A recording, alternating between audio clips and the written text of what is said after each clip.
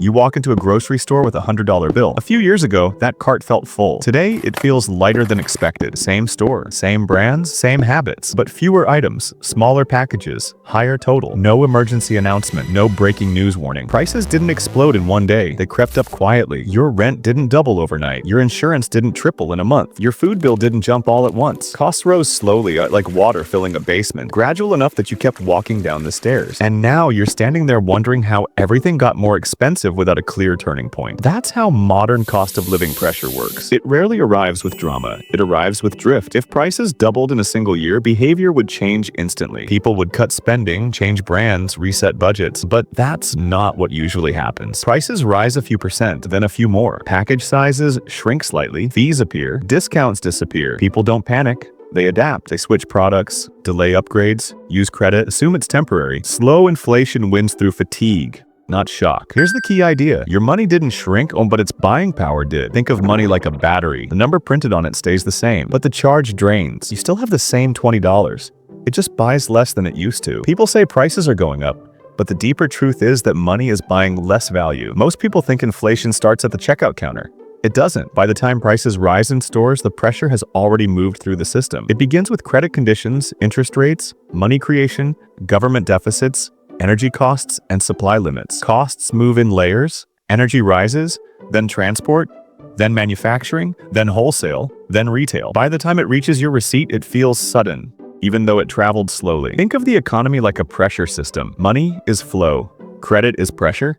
When money and credit expand faster than production, spending power rises faster than supply. Prices adjust upward, not because every company suddenly got greedy, but because demand power increased relative to output. That's mechanics. Now here's where households feel the squeeze. Prices change fast, wages change slowly, prices update this month. Wages update after reviews and negotiations. That delay creates pressure. It's like walking up an escalator that's moving down. You're still climbing, but it feels harder. Housing is the biggest pressure point. For most households, it's the largest monthly cost. For years, borrowing was cheap. Low mortgage rates increased buying power. More buyers entered the market. Prices stretched higher, then rates rose. And higher rates don't just slow buyers, they freeze sellers. Many homeowners locked in very low mortgage rates. Selling now would mean borrowing again at much higher rates, so fewer homes go on the market. Supply tightens. Demand continues.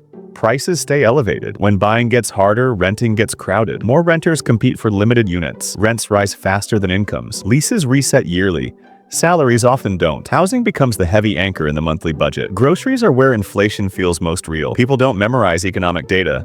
They remember food bills. Food prices are a chain reaction. Energy affects fertilizer. Fuel affects transport. Transport affects distribution. Labor affects every step. Small increases across the chain become noticeable increases at the shelf. Then there's shrinkflation. Same package, less inside. Same price, lower quantity. It works because people notice price jumps faster than size reductions. The label looks stable. The value drops quietly. Next comes the fee economy. Instead of raising base prices, companies add charges, service fees, processing fees, delivery fees, platform fees. Fees separate the total cost into smaller pieces, which makes increases easier to hide and harder to compare. Insurance adds another steady climb. Auto, home, and health insurance premiums rise as replacement and repair costs rise. Cars cost more to fix. Homes cost more to rebuild. Medical care costs more to deliver. Premiums follow cost. Insurance acts like gravity in a budget, always pulling. Healthcare adds pressure differently. Prices rise and most people don't comparison shop in real time. They accept treatment first and see prices later. When buyers can't easily compare prices, resistance weakens. Childcare and education support costs rise for a simple reason. They are labor heavy. When wages rise, service prices rise almost directly. There's limited automation and limited scale savings. When expenses rise faster than income,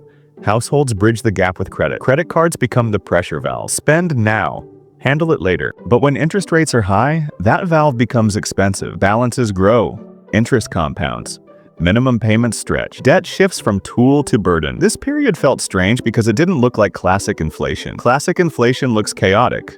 This didn't. Stores stayed stocked. Jobs continued. Paychecks arrived. Nothing looked broken. This was comfort erosion, not collapse. Lifestyles didn't shatter. They tightened, trips got shorter, savings slowed, buffers shrank. Many households maintained lifestyle using savings drawdowns, more credit, and delayed investing. That creates a stability illusion, like an airplane slowly losing altitude while the cabin still feels smooth. Inflation also hits groups at different times. Asset owners often feel effects earlier and differently. When money and credit expand, Asset prices often rise first. Stocks can rise, real estate can rise, asset holders may feel wealthier early. Wage earners adjust later through slower pay increases. Same economy, different experience. Many people prepared mentally for either a crash or a boom. Instead, they experienced a squeeze, costs rising, purchasing power moving sideways, effort increasing without visible progress.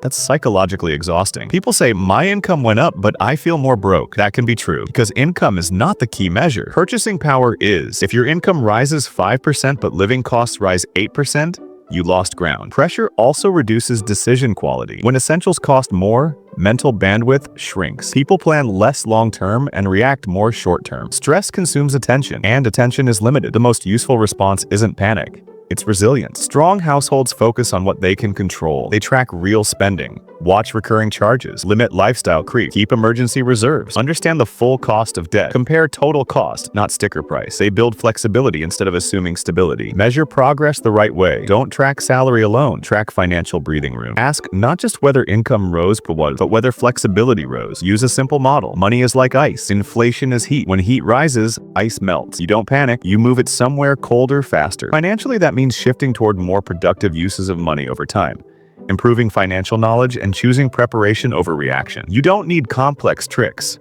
You need consistent discipline. Spend with awareness, borrow with caution, save with intention, invest with patience. Understanding doesn't lower prices, money, but it improves decisions. And better decisions compound. The goal isn't to fear the system, it's to understand how it moves so you can move with it. Because confusion is expensive, clarity is protective, and over time that edge is bigger than it looks. If you want clear, plain English breakdowns about money and everyday economics, stay with this channel. No panic, no hype, no prediction theater. Just useful explanations in way so you can make better decisions while the future unfolds.